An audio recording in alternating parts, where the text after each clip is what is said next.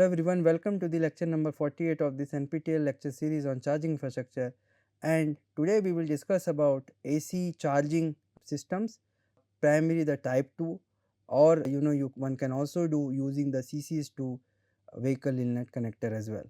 So we will see how the different charging sequences takes place, what are the communication systems which are used to facilitate this AC charging systems. So, as we have studied in our previous, we have been discussing a lot in detail about the power conversion unit, which comprises of AC to DC converter and isolated DC-DC converter. And if you look very carefully, our charger is actually comprises of not just the power conversion unit, it will also have several communication aspect also involved in that, in order to facilitate the safe charging of the battery. Now, if you look very carefully, we have power conversion unit. Here we are showing you the AC charging system, because first we will discuss the AC charging system, and then going ahead we will discuss the one of the commonly used DC charging system. And using the AC type 2 charging, generally the AC charging of the vehicle takes place. So, here what we are going to do is we are going to see in detail how the AC charging systems are there, and I mean how the AC charging takes place whenever the vehicle is connected with the AC charging gun from the AC VSC. So, we have, if you recall, I know in lecture number 2 we have discussed about basic building block of the AC charging, which is comprises of AC VSC, which actually has the controller, has the sensor part, has the safety interlocks, and then from the grid, which could be single phase AC or 3-phase AC, it is directly, you can say, the AC which is getting plugged into the vehicle, and that is why it is called as the AC charging, since we are actually plugging in the direct AC into the vehicle. And in the vehicle we have the onboard charger, which is comprises of the power conversion unit, which is comprises of AC to DC converter here, AC to DC converter, followed by isolated DC to DC converter, which ensures there is a isolation between the battery pack and the AC grid, as well as the required value of DC, or the required value of DC voltage and current will be coming or will be used to charge the EV battery. And then the BMS of the EV battery, which is there inside the vehicle, will actually be sensing the voltage, current and temperatures of the battery cells, and then continuously they will be finding out what is the status of the battery pack, and that BMS will be actually sending the information to the ACVSC, like whether the vehicle is ready or not ready, and what is the possibility and what the ACVSC has to do. While the ACVSC on one hand is doing the communication with the battery management system, on the other hand they will be doing communication with the central management system of the charging station service provider, and for actually doing the metering and billing purposes. So, the ACVSC what we have here is comprises of basically only the controller, which actually do the communication on either side, the sensor part which actually senses the voltage and current, and that is when which can be used to do the monitoring and protection systems. And then we have safety interlock, comprises of relays, contactors, to ensure that in case whenever there is fault on the EV side or on the EVSC side, these safety interlocks come into place and then ensures that vehicle gets cut off from the grid. So, this is the entire AC charging systems, which comprises of some portion inside the vehicle and some portion in the EVSC side.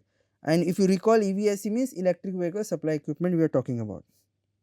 So, when we have AC charging system, we have the AC electric vehicle supply equipment.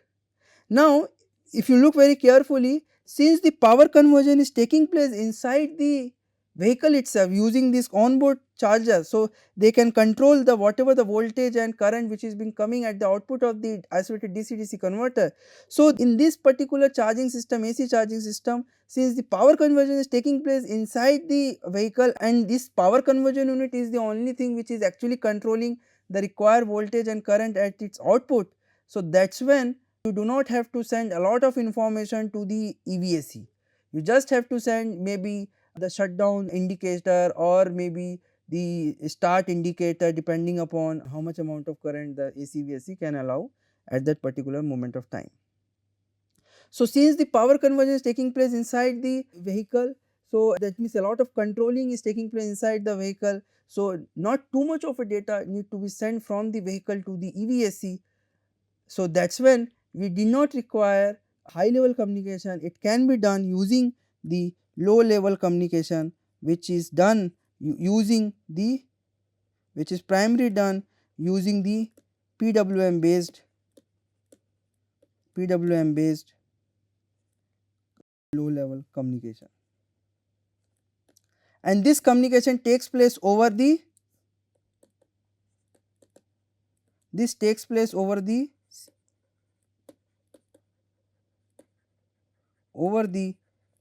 CP pin called as the control palette pin.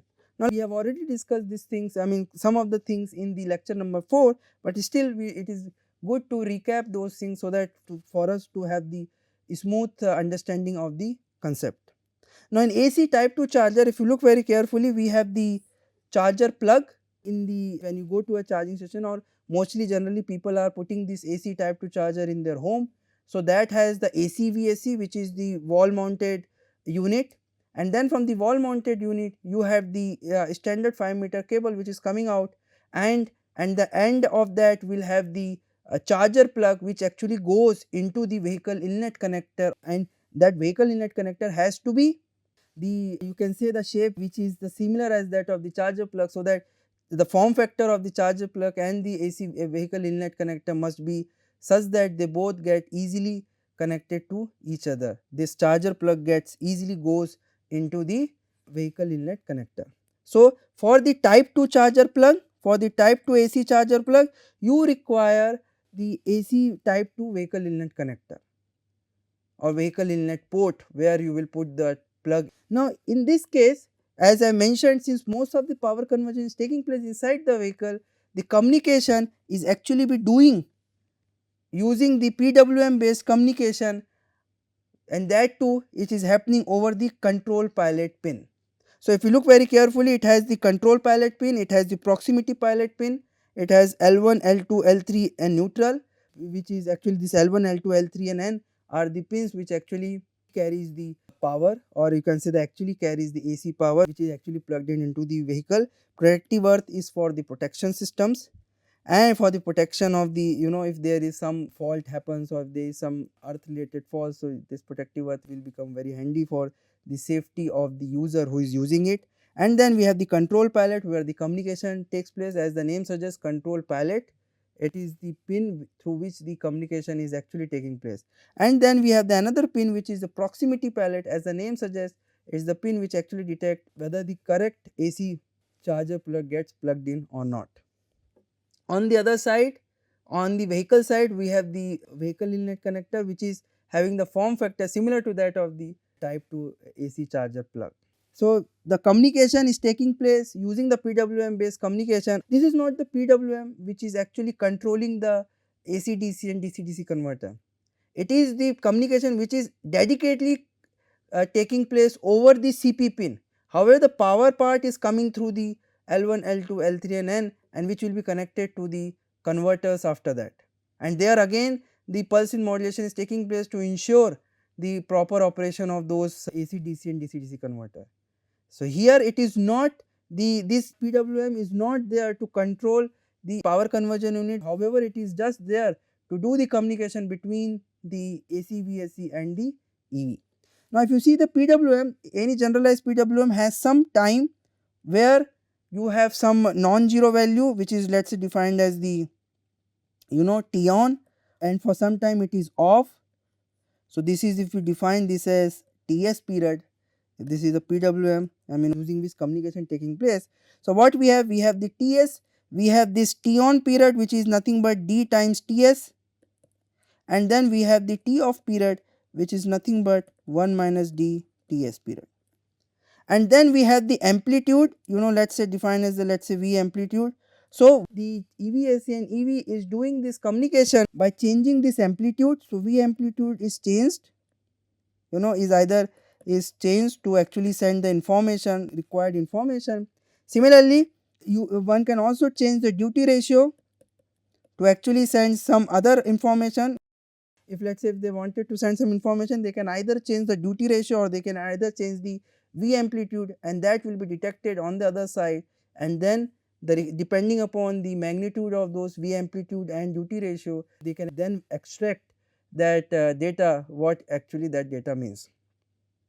So what happens? So the communication is taking place using the PWM based communication, which has varying amplitude level, which has the varying duty ratio level, so that they will change, and then the informations will be sent between the EV and EVSE. And in this case, whenever the charger plug gets plugged into the EV, so it is a EV which recognizes the plug-in via proximity pilot. It is the EV which will first determine whether the charger plug which is gets plugged into the EV is correct or not, or is it the valid charger plug or not. Then after that once that check is done, then what happens, the EVSE will then tell the vehicle that what is the maximum possible charging current it can support, and depending upon that the vehicle react to it, and then vehicle will send the information about whether the vehicle is ready or not. So then after doing, vehicle receives the information from the EVSE about the maximum possible charging current. The vehicle will send the information to the charger, and the charger receives the vehicle ready status, and then the charging takes place. And in all this process, it's the vehicle who is the master, who will say when to stop the charging, when to start the charging. So vehicle, whenever the EVSE is communicating with EV, it's the EV who is the master, and primarily it's the BMS in the EV which is actually communicating. So it's the BMS in EV who is the master. That means EVSE will receive that message from the BMS of the EV and then decide and or take the appropriate action. Similarly, if you look very carefully, we can also do AC charging with the DC CCS2 vehicle inlet connector as well. That means we can just use the top portion of that, and AC type 2 vehicle inlet connector is, then the form factor of that is similar to that of the top portion of the vehicle inlet connector. So that is when it is this place where the AC type 2 charger plug gets plugged in, and then just by using the single vehicle inlet connector, one can do the AC charging just by using the top portion of it, and they can also do the DC charging by using just this control pilot, proximity pilot, protective earth, and the DC plus and DC minus pins from the CCS2 charger plug. So this is the thing which is there, which is a charger plug for CCS2, and if you look, this is the vehicle inlet connector where the top portion is actually same, having the same form factor as that of AC type 2 vehicle inlet connector. And when someone wants to do the DC, they have to use the entire connector. However, when someone wants to just do the AC charging, they will be only using the top portion of the CCS2 vehicle inlet connector. So here with this we can do AC type 2 charging, and with this one can do the DC charging. And we have seen AC charging generally people do for slow charging.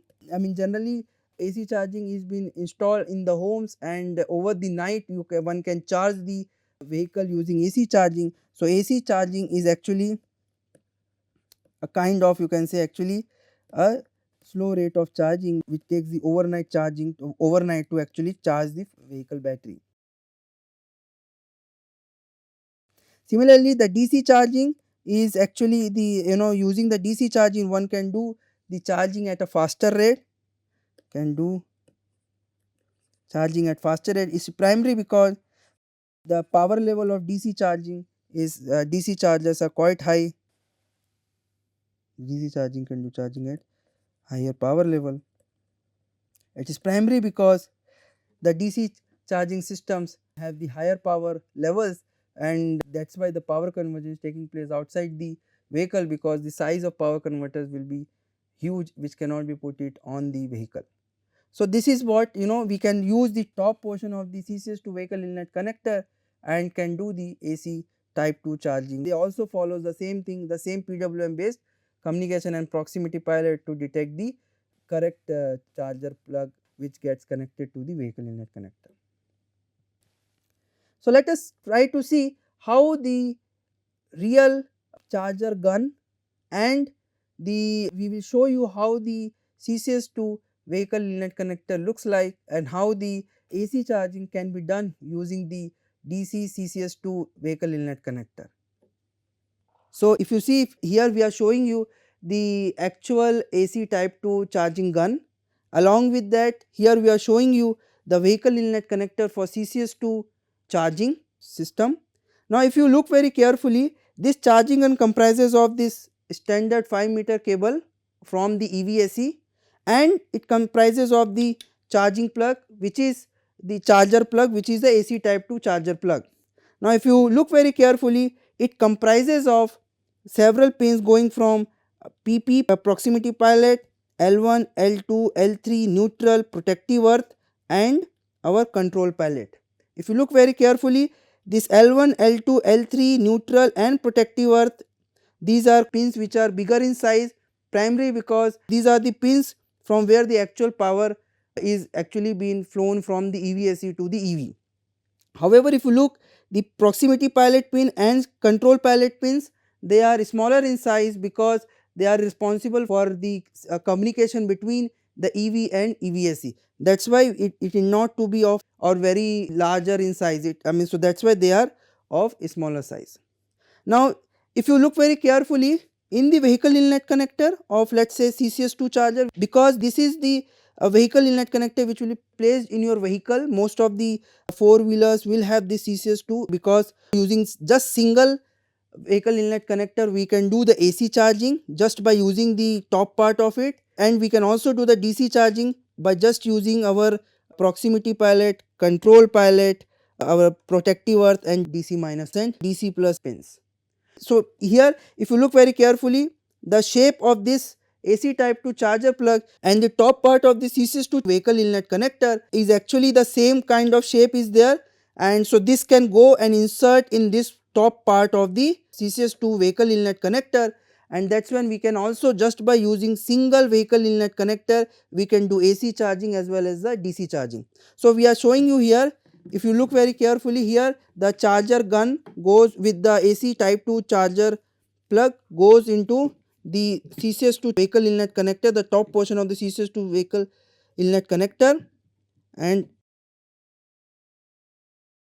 it goes in and gets connected with the vehicle inlet connector, and that is when you can do the AC charging with the CCS2 vehicle inlet connector as well. And if you have to use the DC charging, you will be using the entire portion of the vehicle inlet connector, where the top portion will actually be doing the CP, PP, protective earth, DC minus and DC plus connection. So this is the actually the charging gun which we will have with us, and now we will see how this charging gun will actually help you to do the communication between the EVSE and EV, and this is primarily be done using this charger plug, using the charger plug which has the control pallet and proximity pallet. Since we can do the AC charging using the type 2 AC charger plug, or just by using the top portion or of the CCS2 vehicle inlet connector or the dedicated type 2 vehicle inlet connector, mostly the vehicles have just one CCS2 vehicle inlet connector. Using the top portion of that you can do AC charging, and using the overall vehicle inlet connector you can do the DC charging. So we can say that the AC charging using the CCS2 vehicle inlet connector and using the type 2 charger plug. So in that we have the PP circuit, we have the proximity pilot pin which has the circuit corresponds to that. Let us try to see how the EV detects whether the charger plug which gets plugged into it is correct or not. You can say is the charger plug which can do the AC charging. So the proximity pilot is actually detecting the adapter, or you can say the charger plug in the EV, and ensure that the charger plug which that plugged in is correct charger plug which can do the AC charging or not. Now in this particular system, if you look very carefully, just see the proximity pilot part, which is this part.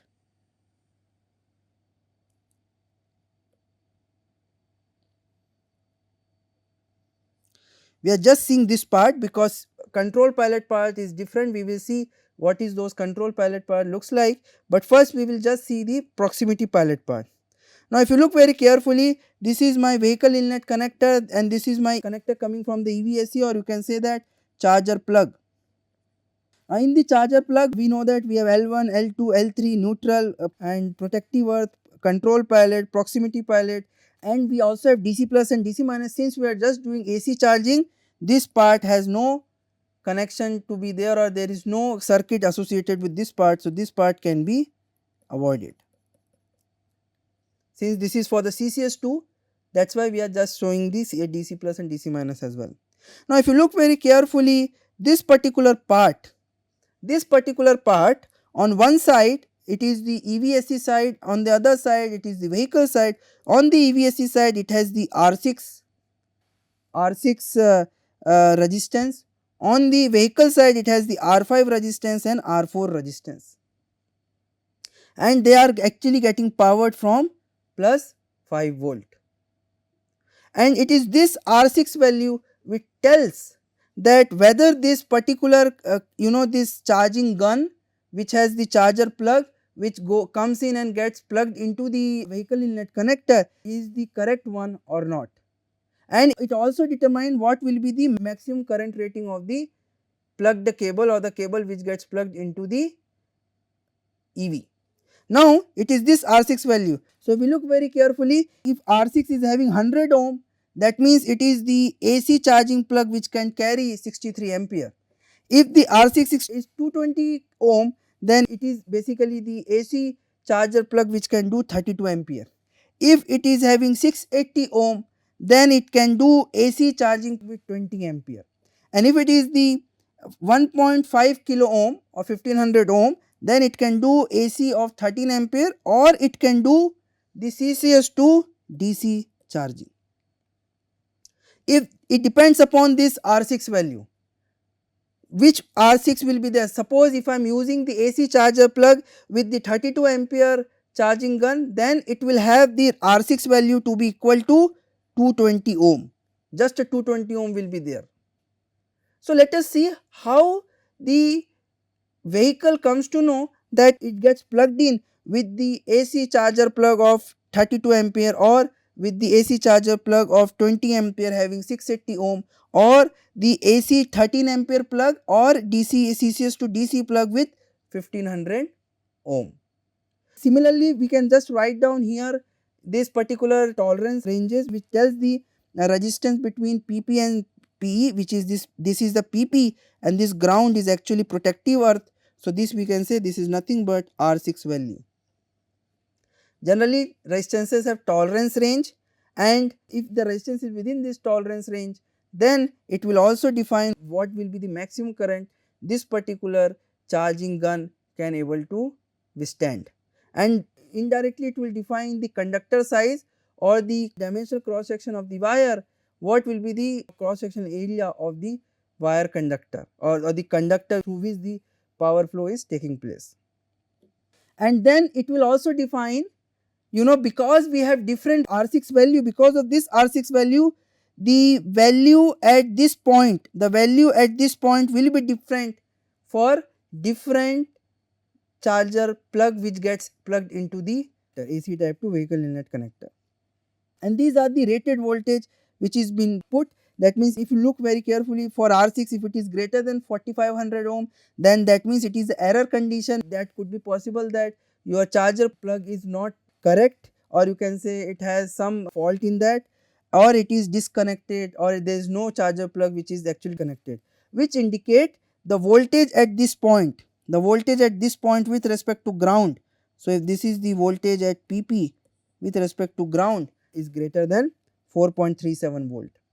If let us say resistance is 1500 ohm and it has the tolerance sense going from 1100 to 2460 ohm, then it means that the AC charger plug which gets plugged in would be able to carry the 13 ampere AC, or it is the DC CCS2 charging plug which gets plugged into it, and then the vehicle will need to do the DC charging.